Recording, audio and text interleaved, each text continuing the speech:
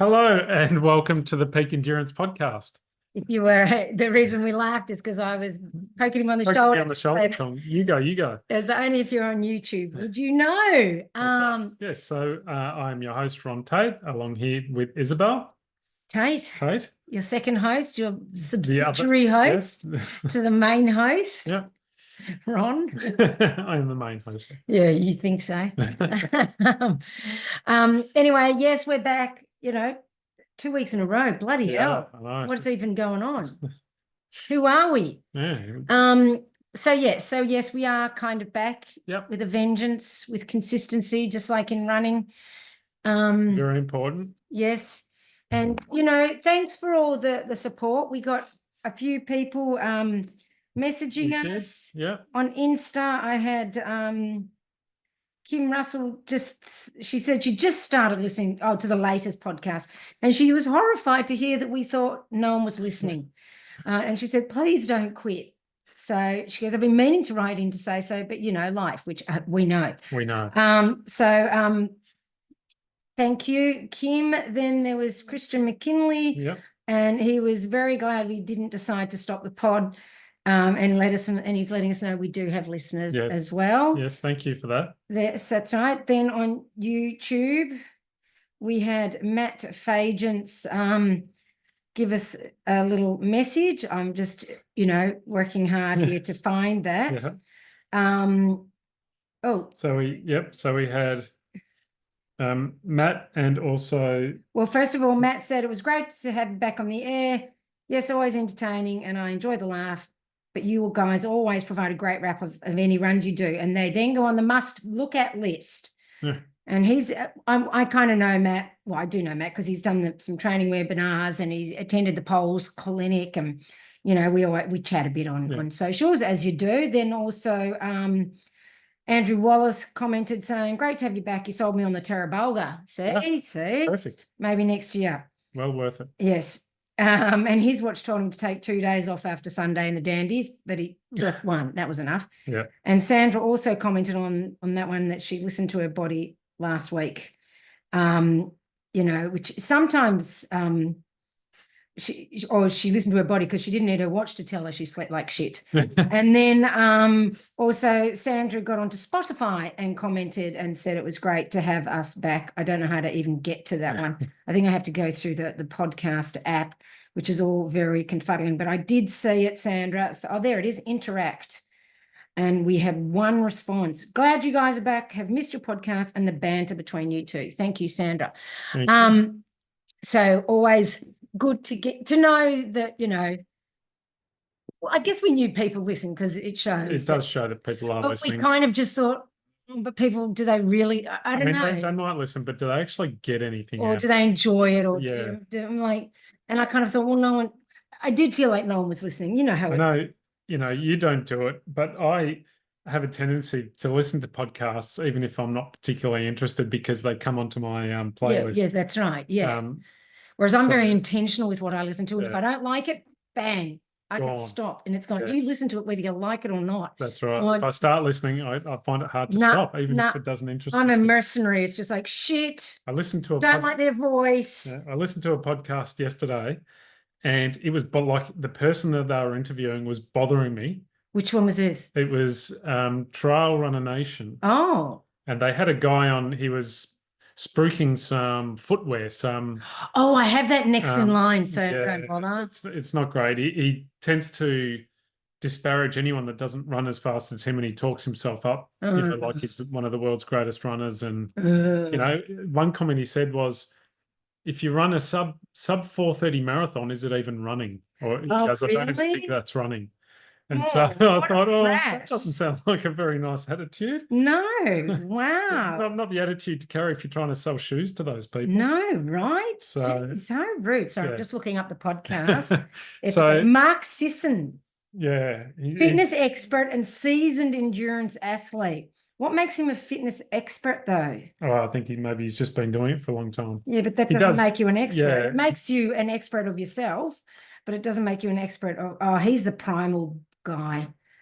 Yeah, he's all Yeah. the primal blueprint and yeah, he was trying to sell these barefoot stuff, isn't he? Yeah, barefoot type stuff. So yeah. didn't he I'm didn't not into. he wasn't doing himself any favors, and it was starting to bother me, but I just couldn't be bothered stopping the podcast. No, see, if I'd been listening, I'd have gone piss off. Yeah. And yeah, no, because I can't handle. I don't want to run getting shitty with what I'm listening to. But you listen to it at work. Well, I was actually walking Okay. when I was listening to it, so it probably made me walk a bit faster. Starting to get a real march on. So, oh, dearie me.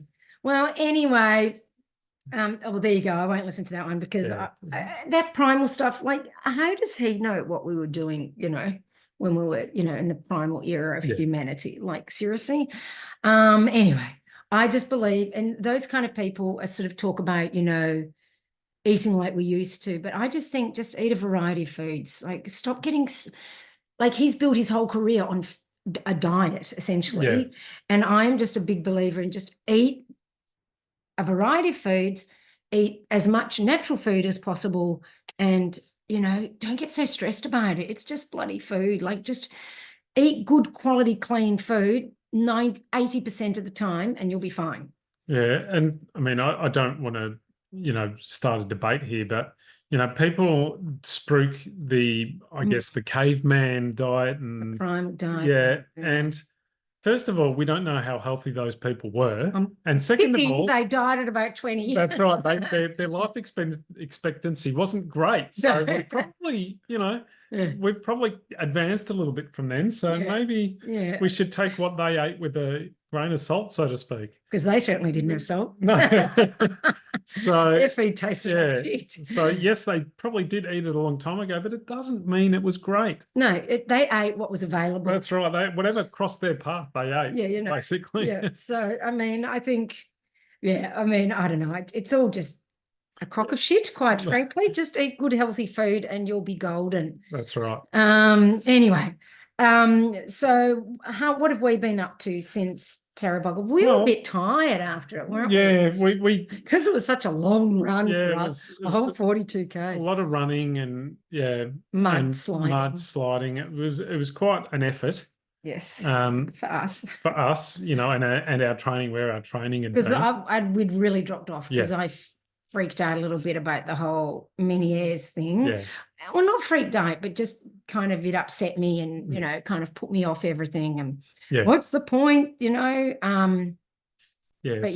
So our training probably wasn't as good as it had been in recent times. And it's times to take a break anyway, So the event just hit us a little bit harder than what we were expecting. And because we used to just do 40K runs every weekend. Yeah, that's right. So, we have taken a little while to get our energy levels back up again. And that week after the race, I think it was the Thursday, I went for a run, and it was dark, of course. and I ran out the driveway, ran up the road for like 150 meters, and tripped on a bit of concrete that I'm always running it, they've never seen before. Splat onto the ground. It was like 7 degrees. Cold, dark, onto concrete with my bare knees and bare hands. God damn, my skin burnt. It was so painful. I was just lying there in the fetal position on the ground, holding my knees, pressing my painful hands against my painful knees, trying to stop the pain. Just, when you're in so much pain and you can't make any sound at all. That's what I was doing. Yep. Just thanking God it was dark and it was early and no one was on the streets and saw me being a spaz. And so anyway, then seriously, 180 meters. I looked at my garmin, 180 meters from home. And then I was doing 15K and I ran the rest of the way with blood pouring down my knee and looking like a numpty. Showing resilience. Showing resilience. I did. As I lay there in the fetal position, I'm like, do I just go home? And then I'm like, and then what am I going to do? Just sit in pain at home? Well, might as well get my bloody run in regardless. Like, seriously. But my knee I was just saying, well, firstly, my left knee, I still have to have a Band-Aid on it because it's still oozing. It just sticks to all my clothing. It's gross. I know you all wanted to hear that. And my other knee, when I went to yoga last night and knelt on, it's severely bruised, like the bone, in this really sort of weird spot. And it's like, oh, it's like I couldn't kneel on it. And that was a week ago. Well, yeah, because today's Thursday. Yeah. A week ago, and it's still incredibly painful. I'm like, whoa, I really bruised the bone there. Yeah. So yes, I wasn't just being a sookie la la. It did actually hurt. But yes, that was my adventure. And then we were in the city. Yes, we spent. Well, first of all, I helped Em. You did a bit of a run on Friday. That's it. Yes, ran with Em Maber for a little bit. For about 25K from Montrose to nearly at the Maroondah Hospital, but then I turned around and ran home. Because she had so many people, and I figured, she's all right from there, and I needed to get home anyway. So what was Em Maber running for? Well, she was on the pod. Yeah, she was raising money for the Eastern. And we've spoken about it as well, but I'm just for the Eastern hospitals, the William Angliss, Maroondah, and Box Hill for the children's departments. So when you say you ran from Montrose to Maroondah Hospital, nearly you didn't run to you didn't run there directly. No, we ran via the Angliss first of all, and we had to do sort of an out and back to that, because going to the Angliss is not from Montrose, is not really going to the city. No, it's quite the opposite. Yeah. So we did an out back. There was quite a few. It was a lot of people there at Angliss. It was lovely. There was supposedly a lot of people at Maroondah, thank you. I nearly said Montrose again. Because like Scobie said, he was there. We were speaking to him at the gym the other day, that there was lots of people at Maroondah. And he said they actually thought he was at first. He false alarm. Yeah, because he was running up early just to make sure everyone was there in his tutu and his long hair flowing. And everyone's like, here she comes. And he's like, no. No. False alarm. Yeah.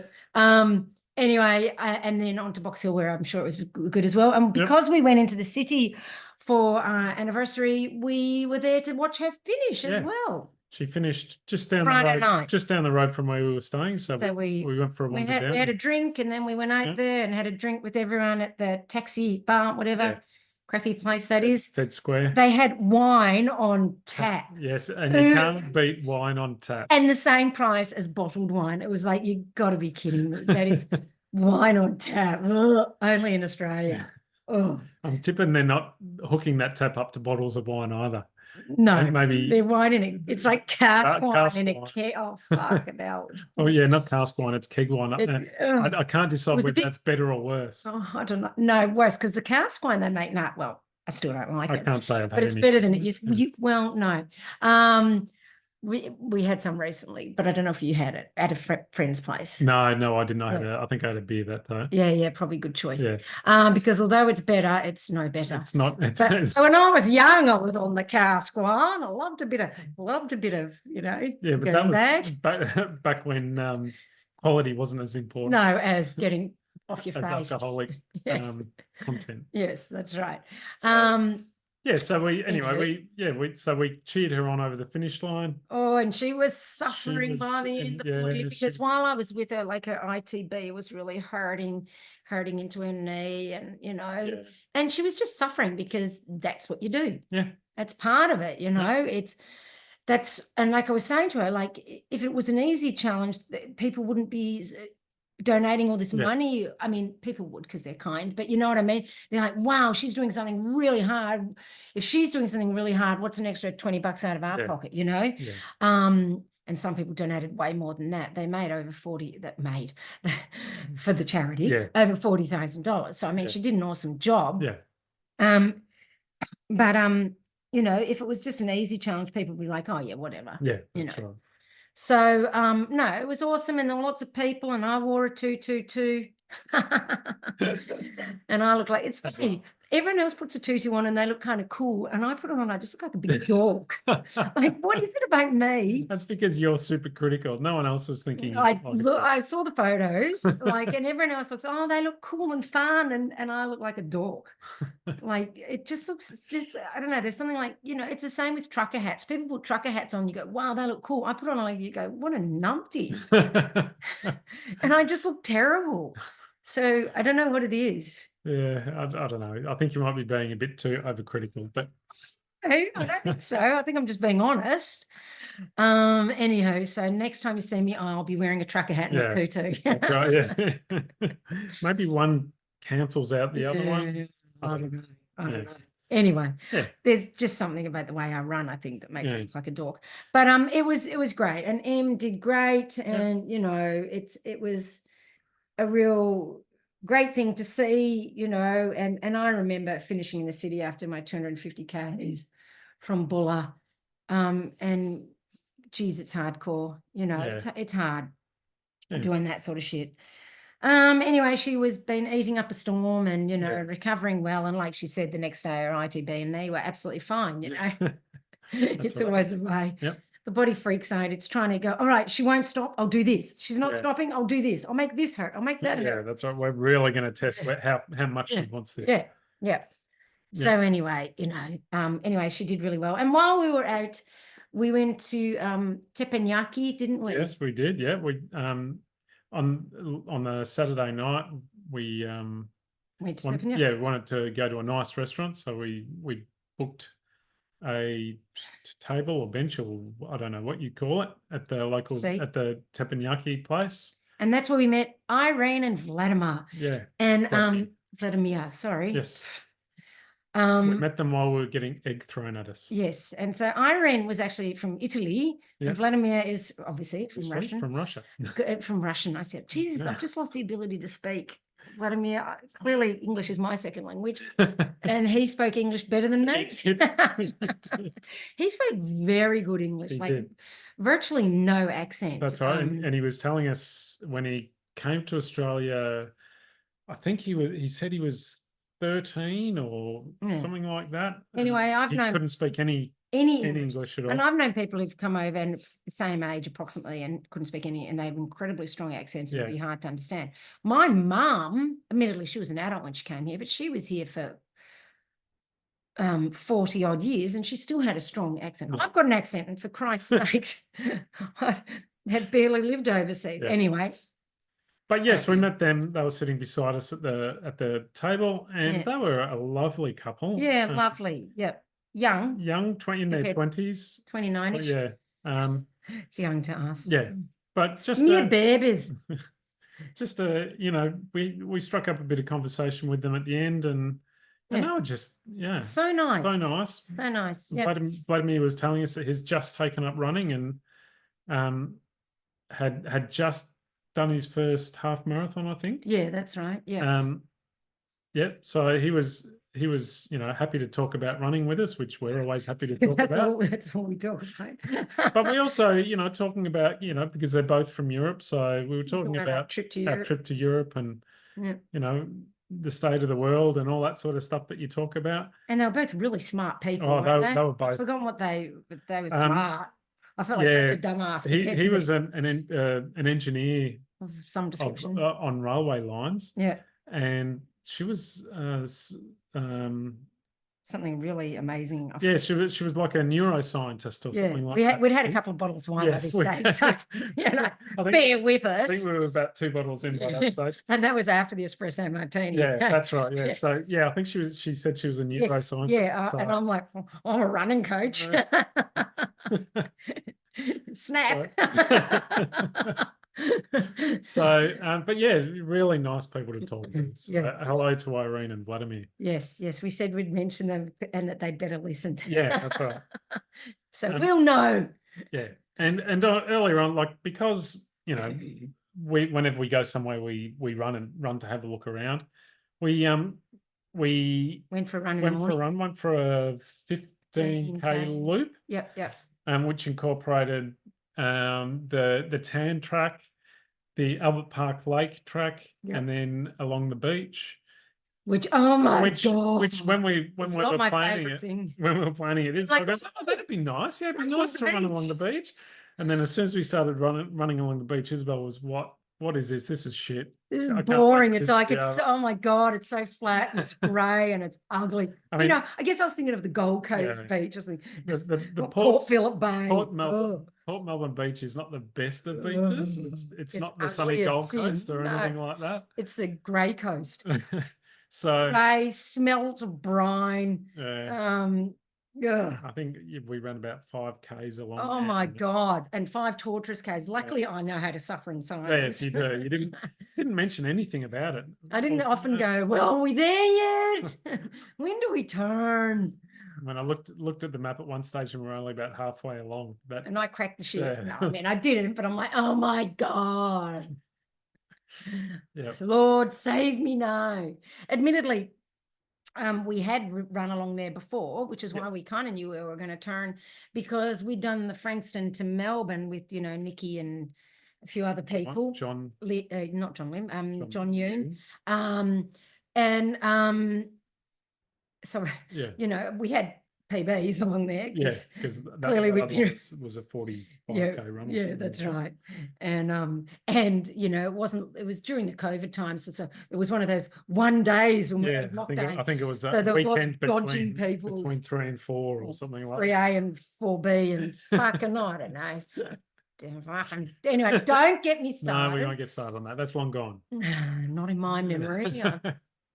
I'm still bitter and twisted about it all. So it was nice run running somewhere where we wouldn't ordinarily run. Yes, and it is nice to do that sort of thing.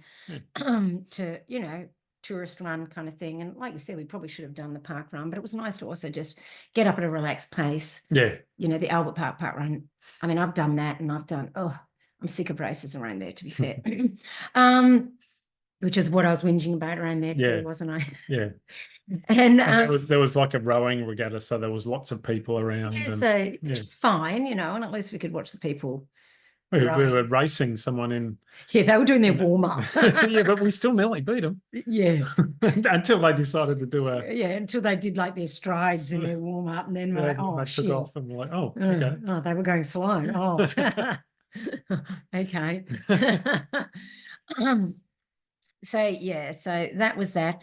And one thing, that I noticed and, commented on to Ron was people running around the lake, and you can see you can tell that obviously it was Saturday, so they're doing that long, easy run. And for those listening, I'm using air quotes because they were not doing an easy run. No. They were working hard. And the thing is, there'll be the people who are working hard without thinking they're doing an easy run and then going, why am I plateauing? Why am I not getting any faster? Because basically their fast pace is only 10 seconds slower than 10 seconds faster than their easy run pace. So their easy run pace and their fast pace are like 10 seconds apart.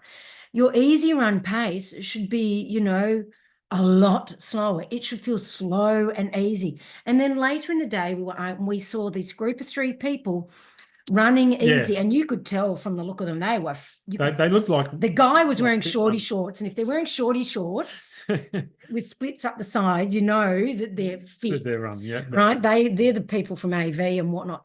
Yeah, and they were sort of bouncing along, taking it easy, but you could see they were running slow. Yeah, they were. But they weren't ashamed to run slow because they knew that when they run fast, they run freaking fast. Yeah, and yet the day-to-day runners are right there proving to Strava that they're not slow by running their easy runs fast. They run a 450 pace easy run, so long as they label easy, easy run on their Strava. And they put easy run, and everyone's like, whoa. I don't think they were doing 450 pace, but let's say 5:10 pace, easy run, or 5-minute pace, easy run.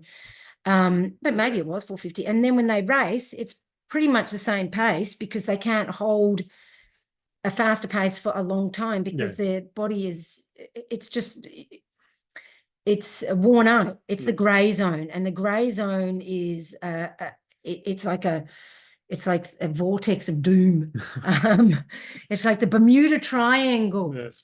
That's where runners go to die. All races disappear. That's it, because they run and then they go to do their speed work, but they can't get that really fast speed work because their body is a little bit tired all the time. But those people who you could see were really quite fast people, and they made that slow run look, you could see it looked easy. You could see it was easy. They were chatting and and once again, that's why we say easy runs are at conversational pace. They were you know, there was 3 of them. They were all chatting away and just, you know, leaning over and looking at each other as they were chatting, and you could see that they weren't going, oh my God, oh no, I'm too slow. Oh, what's Strava going to think? And look, I get it, because I'm a little bit the same. I see my easy runs and I go, oh God, that looks so slow. But I also like to listen to my body, and, you know, and I know when I was training for my last time I trained properly for a marathon, I burnt myself out. I mean, because I was, you know, doing my easy runs at 4:30 pace and my race pace was 4:15 pace.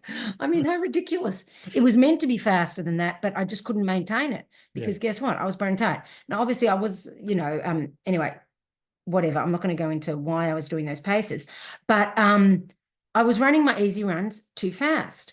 I should have been running 5-minute pace, or probably, if my goal was to, you know, run around 4:10 pace for the marathon, I should have been running, you know, 5:10 pace at least in my easy runs to give my body a chance to recover. Anyway, that marathon burnt me out so bad. I didn't run another marathon for 10 years.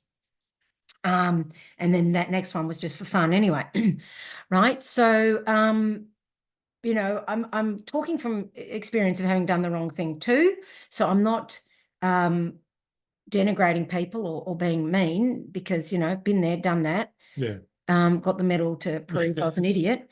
So, you know, run your easy runs easy. Okay. It's like we were talking about last week with listening to your body.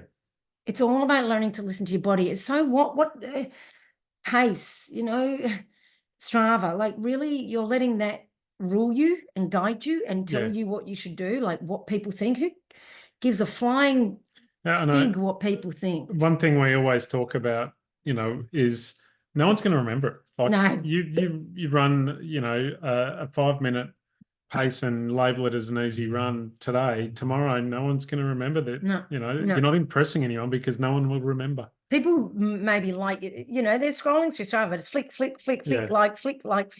Like, it's the same with social media. Like, you might as well be looking after yourself, look after your body, look after your reputation on Strava. Yeah. And then, do you know what people will remember? Oh, look what they did that marathon in, or that ultra. You know, like, people are more impressed with that. Even then, they forget. They'll still forget tomorrow. But they'll still forget. Like, you know, I've won races and people wouldn't have a clue, except I keep telling people. But you know what I mean? Like, literally, and personally, even I've forgotten the times I won these races in, some of them, you know? And it's like, that's how little it matters. Honestly, it doesn't matter. Run for you. Anyway, which kind of leads us on to what this topic of this podcast is. And the topic of the podcast is ultra runners need to pay their dues. Or all runners do, ultimately. Like, you wouldn't start running, or you shouldn't. And I know shouldn't, oh no, you know, you can't say that. Well, you can. You shouldn't start running and instantly do a marathon. That's right. Right? You don't start running and 3 weeks later do a marathon. That's right. And, you know, well, you might, but that's going to be your first and last race, probably. Yeah, that's right. And, you know, you're never going to do your best. Not do what you're physically and capable of, you know, potential capability. And what we were talking about is that many people start running. They start running, go, oh, I love this. And look how much I'm improving, and this is awesome. Right, I'm going to sign up for that 100K race. And then, oh my God, that went super well. 2 months later, I'm going to do another 100K race. Oh, and 2 months later, I'm going to do a 100-miler. And ultimately, 6 months later, they're not running anymore. Yeah, they're crippled with injury. They've got a stress fracture in their foot. They had a great 6 months of running, but that's pretty much it. And also, they've lost all their friendships, and you know, because all they do was training. So ultimately, there is a progression to running. So you start running and you build your kilometers slowly, and you do a half marathon. Then you do a marathon. You might even start with a 10K. You might even start with a 5K. 5K, 10K, half marathon. Then you do a couple of 50Ks. And, you know, this might be a 2 to 3 year process. You know, in fact, it probably should be. And then you go to 100K. And the thing is, what happens over that time is you build the tendon and ligament strength in your body. You build the muscular strength. You build the heart and lungs. You build the mental capacity to deal with it.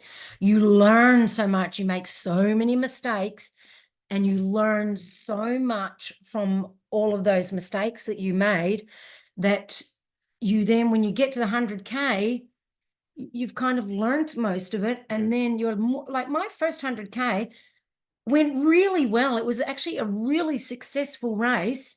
I did UTA, as it was called back in the day, in 12 hours 40. It was my first 100K. I came 7th, and I had never run that far before. The furthest obviously I'd done was 50K. And that 50K, yeah, well, anyway, it ended up being awesome. Yeah. Hard, don't get me wrong. Oh, I was suffering by the end and was wishing someone could come and pick me up. But and some guy in the race ended up, running with me, come on, you can do it, all that sort of stuff. Yeah. And and then I did 100Ks for a few years before I went on to milers. I perfected the art of the 100K, and then you move on to 100 milers. Yeah. And you're more likely to be successful at the 100 milers. And by then you've also, because 100Ks and 100 milers are quite hard on the body. 100Ks gets that body ready. It toughens the feet up. It does this, it does that, and then you're ready. Yeah. Yeah, that's right. And then, people say, oh, yeah, but I'm fit. I knocked out a 40K run the other day.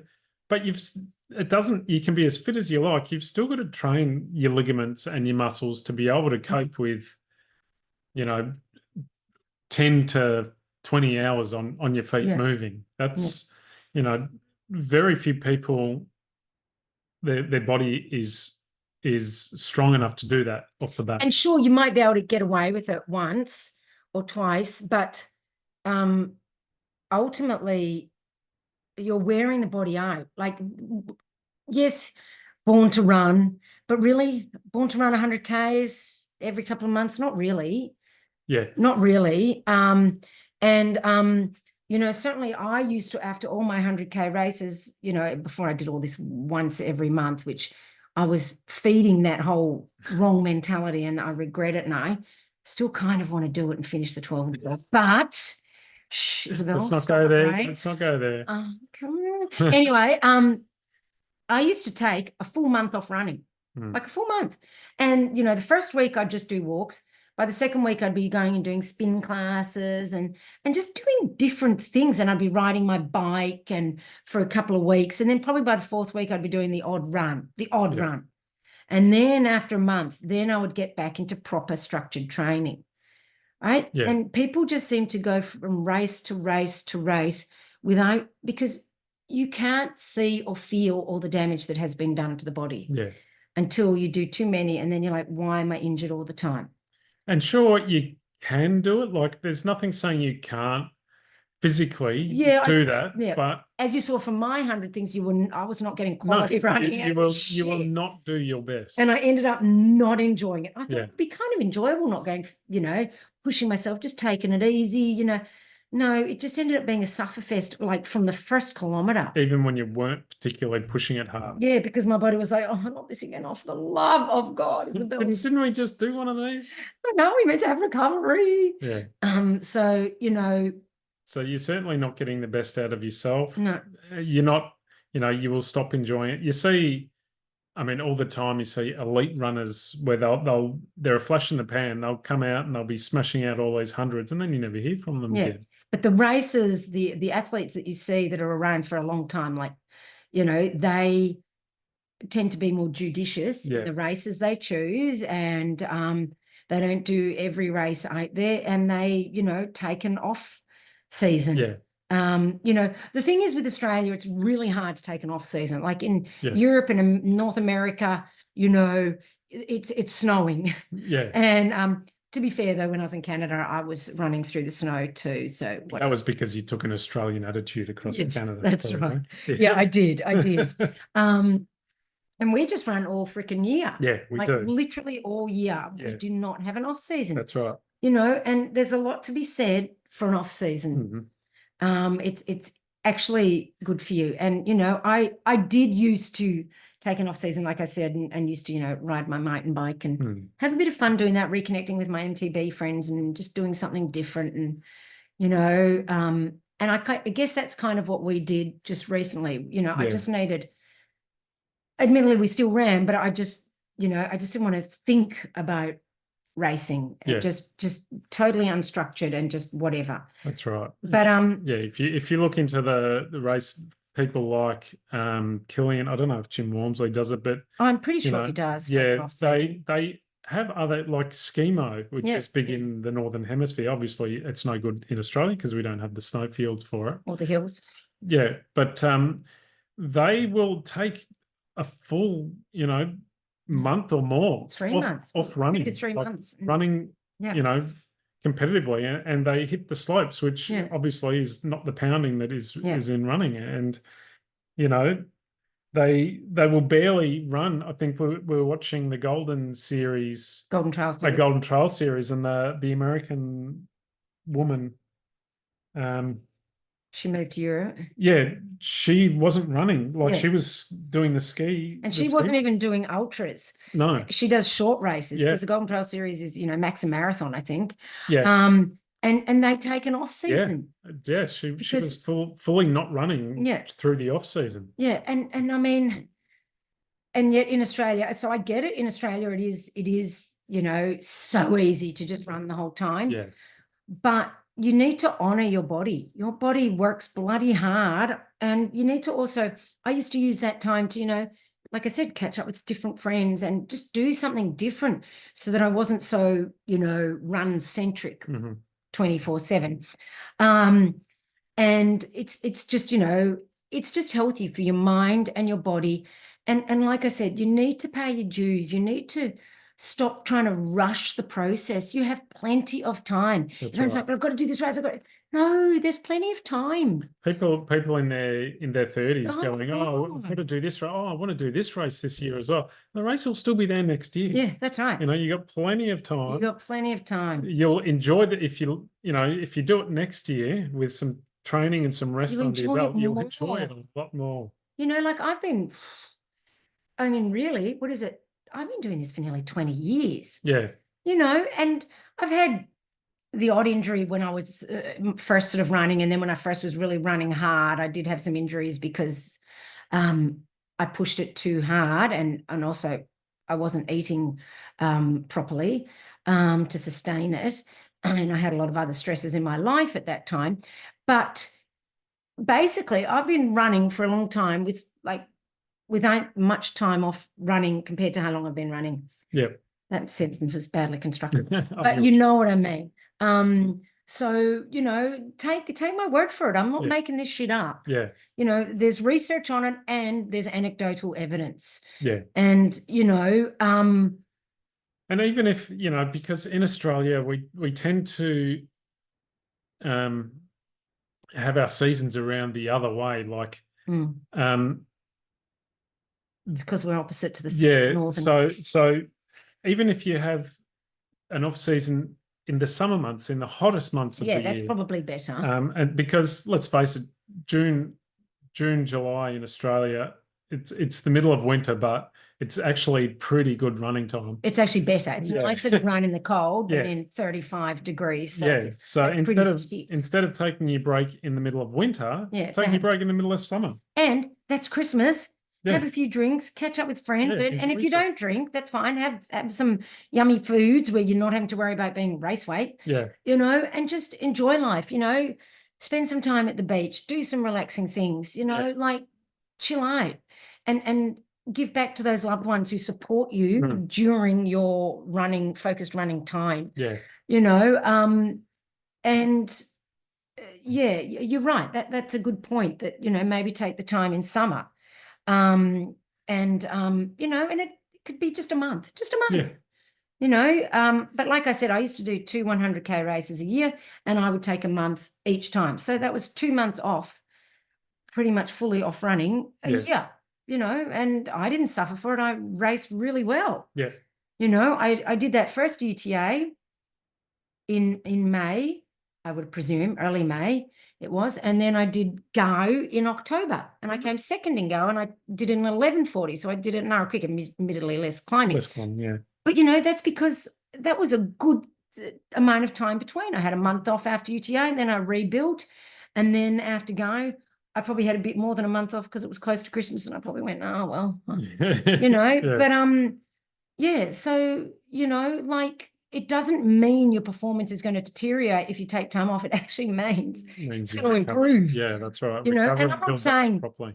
yeah, take time off and sit on the couch and watch Netflix and eat Cheetos. No. We're saying do something else. Yep. Move your body in a Mix different up a way. bit. You know, I used to do a lot of cycling back then, and, you know, go to the gym and do different classes, you know, for a bit of fun. Swim, you know. if that's your thing. Yeah, swim. Play a team sport if that's your thing. Yeah, you know, get active, but do just some in a yoga. different way. Yeah, just in a different way. Hmm. And it's good for the body. It's good for the mind. It makes you really crave running again and really love running again, because you sort of get to that end of the training process and you're knackered. You've been working so hard for so long. You've had this focus and, oh my God. And then you have a break and and then you're like chomping at the bit to run again. That's right. Whereas if you just keep going, eventually you're just going to get sick of it and you're going to chuck it in. Yeah. And that's if you don't get injured. So, you know, ultra running is not going anywhere. Running is not going anywhere. Yep. So chill out. You don't have to do all the races this year, next year. Like I said, I've been doing this nearly 20 years, and all the same races are still there, most of them. And more races. And 60 million more. Every year. So 60, it used to be like, oh my God, trying to find a trail race to do that. That's why I was a road runner, because there wasn't that many trail races. Now it's like there's one every weekend, which is part of the problem. Yeah. So many races and everyone wants to race them all, you know, but you can do the shorter races as build-up races and practice races where you're testing out kit and nutrition plans, but you don't need to go at 100% at all of your, like, you got to just decide. I would have, you know, my A races, and then I'd have B and C races, you know, and I wouldn't I would go hard, but not as hard as I would in an A race. Yeah. You know, you would treat it more like a tempo sort of effort. That's right. I mean, you know, Tarabulga just the other week was definitely not an A race for us, but we had a ball. Like, that was like a D race. I mean, it's a great race, but we weren't training or focusing. We stopped and took some photos, and you know, it was, you know, it was a fun day, and it was a good fun day. You know, we chatted with people, and you know, we certainly weren't treating it as a race, and I get that some people aren't like that. Like, I didn't used to be like that. I would never have done that. I always was, you know, although I wasn't, you know, necessarily going gung-ho at every race, I was still always serious. Yeah. Maybe too serious for my own good, you know. Yeah, but that was my way of enjoying it, which is fine. You know, we all have different ways of enjoying it. But I would use it as training in the build-up to the bigger races. And you know, another thing is you don't need to do these super long training runs to get ready for a race either. Like, the best philosophy is to do as little as possible to get you to your goal, because, you know, and I'm not saying the minimum, but the little as possible that gets the best results. Yeah. If doing 100 Ks a week gets you the best result, there's no point in doing 160 kilometers a week just because that's what the top athletes do. Yeah. That might be what they need, but you might only need 100 Ks. And if you're doing 160 because, that's what everyone else does, you're just fatiguing the body. Yeah. If 100 Ks works for you, then do 100 Ks. I was listening to Bad Boy Running the other day, and they were interviewing. It was actually the hardest geezer. No. It was actually an old podcast that they were replaying of Jasmine Paris. Oh, okay, yeah. And she was saying that she was doing 80 to 100 Ks a week. Yeah, that's right. You don't have to do monster Ks to be an awesome athlete. You know, I used to do around 100 to 130 Ks a week. And that's kind of my sweet spot. Yeah. Now I'm doing about 100 Ks a week, and I'm finding that's more my sweet spot now. But you do, a lot of these top athletes actually don't do massive Ks. No. A few of them do, like Jim Walmsley, I think, is the kind who does massive Ks. Yeah. But not everybody does, because every human body is so different. And that's, you know, in my coaching and you too, that we do for our athletes, we don't give everyone the same Ks, because everybody is different. You know, we adapt it to suit their physiology and also their life. That's right. Yeah. You know, because everyone has different commitments in life, and our plans reflect that. Like, we don't go, well, if you're training for a miler, you have to do 150 Ks a week. That's what everybody is going to do. Yeah. You know, obviously for a miler, you want to do a fair few Ks, but each client will do something different. Same if they're doing a 50K, we're not saying, oh, well, you know, this is the Ks to do that. No, each client is different. Obviously volume counts, but you don't need to do massive, massive volume every single week for, you know, eternity. Yeah. So yes, so that's that. Yes. So I hope we've made some sense this week. As opposed to all the other weeks. Yeah. Yeah. So the bottom line is, don't do everything that is there to do within a year. Like, just because you can doesn't mean you should. Yeah. You know, just, you know, space it out. Take your time. They're not going anywhere. Enjoy it and get the best out of your body that you can. Yeah. I mean, some people go, oh, well, I'm just doing it for fun, which is fine. But just really make sure you're being honest with yourself and that you're running for fun at a fun pace and that it actually is fun. Yeah. You know, and that you're not getting injured all the time and that sort of stuff. That's right. And you know, maybe stop and think, would this be a whole lot more fun if I was actually rested before I came here? Yeah. You know, because there's fun and then there's fun. Yeah. What do you call it? Type 2 fun. Type 2 fun and type 1 fun. Yes. Well, type 1 fun is supposedly fun in the moment, which a lot of running is not. Sometimes it is. And I often have type 1 fun in races. But type 2 fun is when it was so painful and horrible, it's only fun in your memory. Yeah. But, you know, but even then, you know, like I used to find the races painful and uncomfortable because I was pushing hard. But that's the thing, if you're pushing really hard in a race, it will be painful and uncomfortable, and you will actually need the recovery. Like, you'll seriously need it. Yeah. Anyway, we all have different goals, but just try not to overrace and enjoy it. Enjoy the process. Take it easy. Take a chill pill. Yeah. You know, there's no rush. You know, those races will still be there, like you said. That's right. And running is fun. It is fun. Look at me. I've got Peak Endurance Coaching and you've got Nike. Nike, yes, because I'm sponsored. Freaking Nike. Good on you. Why do you laugh when I say I'm sponsored?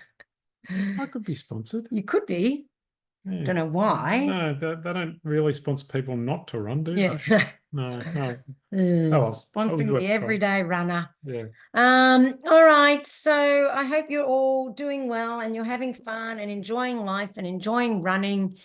And we will now go.